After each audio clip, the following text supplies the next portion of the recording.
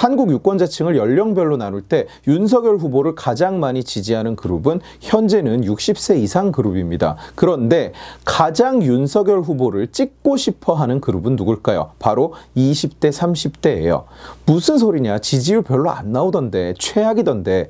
맞습니다. 지지율이 안 나옵니다. 그러나 윤석열 후보를 가장 찍고 싶어 하는, 더 정확하게 얘기하면 우파 후보를 찍고 싶어 하는 열망이 가장 큰 계층을 말하라면 단연코 20, 30대예요. 우리나라의 20대 그리고 30대 후반까지의 계층은 정치 이념이라는 관점에서는 놀라운 세대예요. 60대 이상의 세대와는 정치적인 소통이 없었고 중간에 낀 40에서 50대는 산업화와 경제 성장의 꿀을 모조리 빨아가면서 되레 반시장, 반자유 세력이 되어가는 동안 20대, 30대는 그야말로 시대의 천덕꾸러기 대접을 받아왔습니다. 그리고 그런 어려움은 이들이 스스로 점점 더 공부하고 자유를 탐닉하는 세대로 자라나는 조건이 됐어요. 그 전 세대가 공산 전체주의에 물든 선배들에게 사육당하면서 운동권으로 성장했다면 현재 20에서 30대는 안타깝게도 그 누구도 육성하거나 이끌어주거나 지도하지 않았음에도 불구하고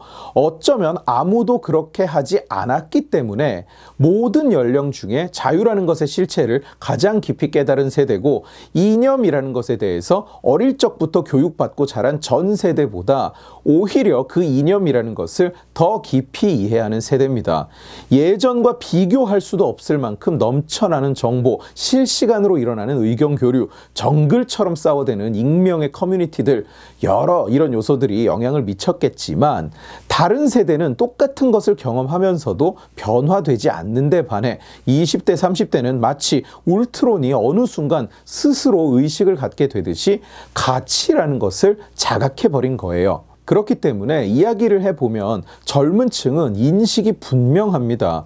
위의 썩은 세대들이 보고 젊은 층이 극우화를 하네 뭐네 극우가 뭔지도 모르면서 헛소리를 해대지만 이들은 스스로 자유주의자가 되어가고 있어요. 전해지기로는 윤 캠프가 고민이 많다고 합니다.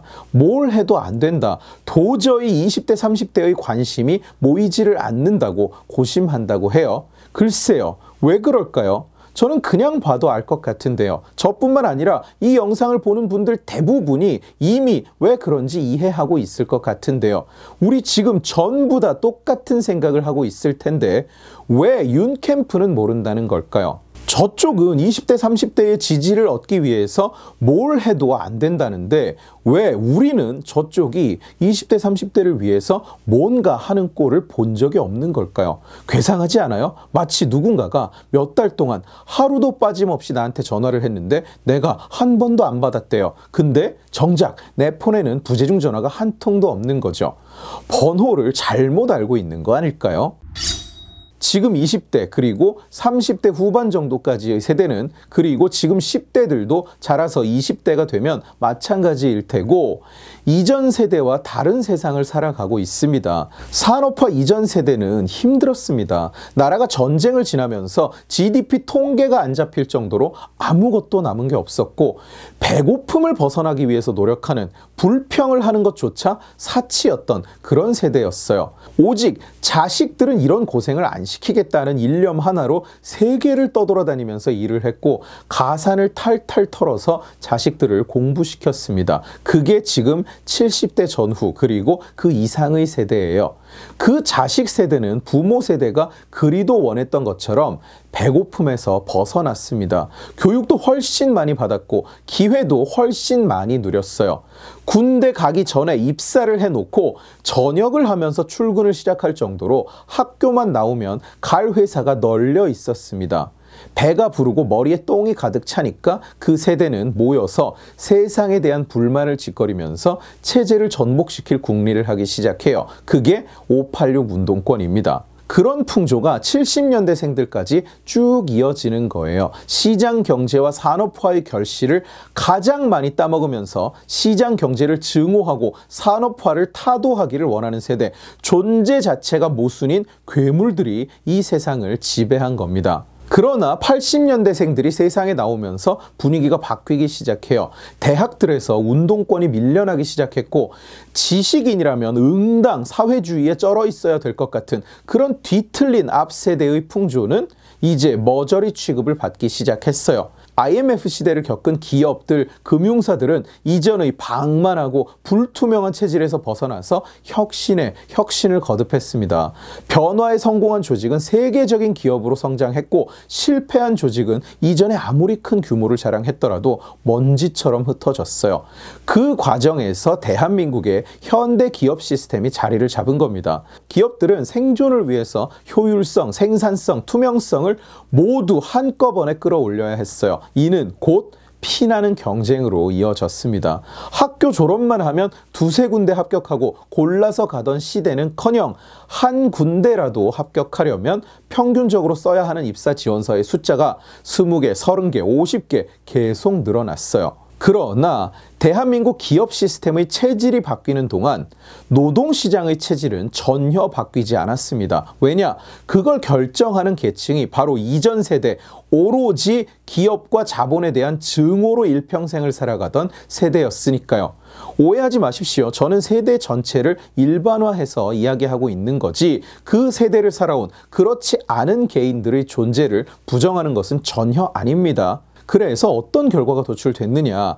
발전된 21세기식 세계적인 무한 경쟁 시스템에 60년대생 87세대의 골마 터진 노동시장이 얹혀지게 된 거예요. 그 시스템이 노동자 개개인을 티타늄 밥통으로 보호하면서 더 정확하게 얘기하면 정규직 개개인을 보호하는 철벽을 쳐놓는 바람에 기업은 그 누구도 해고하지 못하고 해고를 하지 못하니까 그 누구도 고용하지 못하는 어처구니 없는 악순환에 대한민국 전체가 빠져버린 겁니다. 87년에는 기업이 방만하게 사람을 뽑으니까 그런 시스템이 그냥 괜찮았어요. 유지가 됐어요. 양쪽 모두 큰 불만이 없었습니다. 그러나 지금은 조직이 너무 효율화가 되어 있어서 안 돼요. 그러다 보니까 갈 자리 자체가 얼마 없는데 대졸자는 매년 수십만 명씩 대량 생산이 돼서 쏟아지고 노동시장 내의 이동이 불가능하니까 대기업과 중소기업, 정규직과 비정규직이 사실상의 신분제화 되어버린 거예요. 졸업할 때 첫 단추를 잘못 끼우면 이대로 내 인생은 평생 굳어진다. 근데 그 단추 구멍이 너무 작다. 앉을 자리 자체가 너무 없다. 이게 지금 30대가 살아온 세상이에요. 20대는 물론 더 힘들게 살고 있고요. 지금 20대들은 하다못해 제가 자라던 시절과도 다릅니다. 우리가 생각하는 대학 생활이라는 것이 더는 존재하지 않습니다. 학점을 B+를 주면 교수를 찾아가서 B+는 재수강이 안 되는데 이걸로는 취직을 못한다. 그러니까 재수강을 해서 A를 받을 수 있게 차라리 F를 달라고 요구하는 그런 학생들이 있을 정도로 지금 세대는 엄청난 스트레스와 압박 속에서 살아가요. 지금 정치판에 구더기처럼 들끓고 있는 저 똥86 운동권들은 결코 상상할 수 없는 인생을 살고 있는 겁니다. 그렇기 때문에 지금 20대, 30대들이 스스로 변화하는 거예요. 자기도 모르는 새 점점 더 개인주의적이고 점점 더 자유주의적 성향을 띠게 되는 겁니다. 그런 2030이 자유진영의 대선 후보에게 바라는 것은 뭐냐? 미래예요. 미래를 이렇게 저렇게 만들어주겠습니다가 아니라 그런 거짓말을 원하는 것이 아니라 스스로 선택할 수 있는 미래를 원하는 겁니다. 내가 선택하는 삶, 그게 바로 2030이 원하는 거예요. 이대남 2030, 20대, 30대가 정치에 요구하고 있는 것은 니들이 주는 혜택은 필요 없다. 나를 건드리지 마라. 이렇게 정리가 됩니다. 내가 내 삶을 살아갈 수 있게 해달라. 내가 내 인생을 선택할 수 있게 해달라. 너무나 당연한 얘기지만 어느새 우리가 반대로 생각하고 있었던 국가가 책임져주고 국가가 베풀어주고 국가가 나눠주고 국가가 할당해주고 이런 관념들이 싫다는 거예요. 왜? 그게 누구한테 고통으로 돌아오는지를 20대, 30대는 너무나 잘 알기 때문입니다. 똥86들이 20대의 미래를 담보로 대출을 끌어당겨서 돈잔치 를 벌이고 있는 장면을 20대, 30대는 직접 피를 빨리면서 보고 있으니까요. 나라 빚이 1000조가 됐다. 곧 2000조가 될 거다. 솔직히 말해서 50대 이상인 여러분들 별 느낌 없죠? 20대는 피눈물을 흘리면서 그 뉴스를 바라보고 있어요. 똥팔육들이 나라 돈을 지 돈 마냥 선심 쓰듯이 휙 뿌리면 40대, 50대들이 역시 우리 문프 이러면서 침을 질질 흘리면서 받아가요. 그러나 20대, 30대들은 코웃음 칩니다. 왜? 자기들이 갚아야 된다는 걸 아니까요. 그래서 청년들은 저쪽 좌측과 자신들이 본질적으로 어울릴 수 없다는 것을 스스로 깨우치고 있는 겁니다. 그게 청년들에게 뭘 공짜로 나눠준다고 할 때 반응이 없는 이유예요. 그걸 바라는 것이 아니니까. 바로 그게 싫은 거니까. 결혼하면 8평, 애 낳으면 13평 임대주택에 살게 해주겠다. 그런 헛소리는 개나 줘라. 청년들은 이렇게 생각해요. 청년들은 자신이 그릴 수 있는 미래를 원합니다. 내가 어떻게 저축하고 얼마를 투자하고 언제쯤 결혼해서 어디쯤 살다가 몇 살쯤에 대출을 땡겨서 어느 동네쯤에 몇 평짜리 집을 마련하고 애는 몇을 낳아서 어떤 학교를 보내고 어떻게 키우겠다. 그게 설사 다 이루어지지 않더라도 그런 정상적인 계획을 세우고 그런 삶을 추구할 수 있는 그런 세상을 원해요. 설사 계획이 좀 때로는 상당 부분 틀어지더라도 내가 예상할 수 있는 범위 내에서 움직이는 황당무계하고 기상천외하지 않은 그런 세상을 바라는 겁니다. 왜? 내가 만들고 싶으니까. 한 번도 경험해보지 못한 나라. 문재인의 슬로건이었어요. 지금 저 말, 한 번도 경험해보지 못한 나라라는 말이 어떤 뜻으로 쓰입니까? 조롱과 경멸의 의미로 쓰여요. 문재인이 상식을 벗어나는 사고를 칠 때마다 사람들이 탄식처럼 하는 말이 저거죠. 한 번도 경험해보지 못한 나라. 왜 이게 경멸과 조롱이 됐느냐? 그런 나라가 싫기 때문이에요. 상식을 벗어나는 방향으로 움직이는 나라가. 집값이 4년 만에 3배가 돼서 나는 이제 회사 월급으로는 평생 집을 살 수 없는 것이 확정됐다.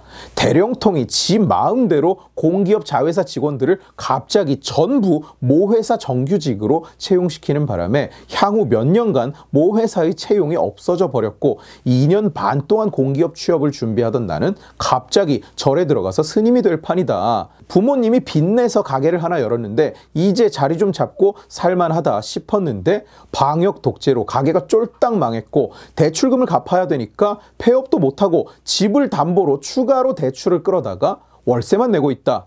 이런 일이 일어나지 않는 상식적이고 정상적이고 공정한 세상의 비전을 원하는 거예요. 청년수당 몇십만 원, 구직수당 몇십만 원, 14평짜리 청년주택을 원하는 게 아니란 거죠.